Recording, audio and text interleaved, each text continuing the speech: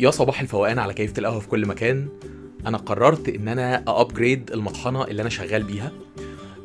طبعا في دايما مقولة كده يقولك استثمر في المطحنة اهم من الماشين، وده اللي انا عملته.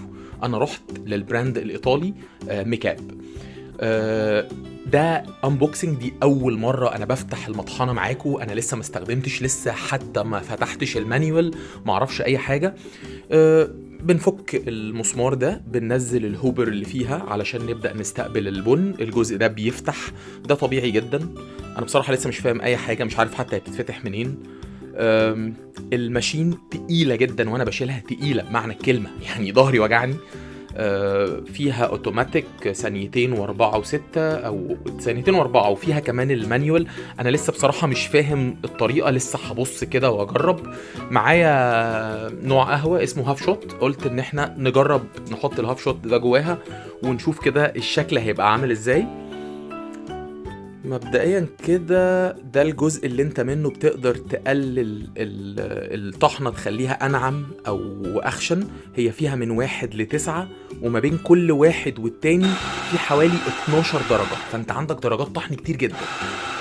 بدأت اهو اجرب، لا 2 واضح ان هو قليل قوي. ما عملنا يعني قدرنا نوصل في الاخر.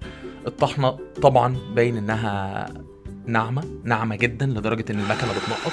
هنرجع تاني هنخشن الطحنة اكتر. طبعا انت في بداية استخدامك لاي مطحنة جديدة، اعمل حسابك في ربع كيلو قهوة كده، ده انت بتجرب بيه، ده راح في الهوا شاشي.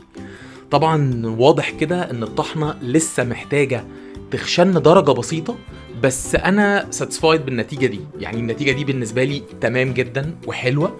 لسه طبعا احنا هنعمل ريفيو كامل ونجرب براحتنا وننعم ونخشن المطحنة معانا، تقول معانا اللي احنا عايزينه.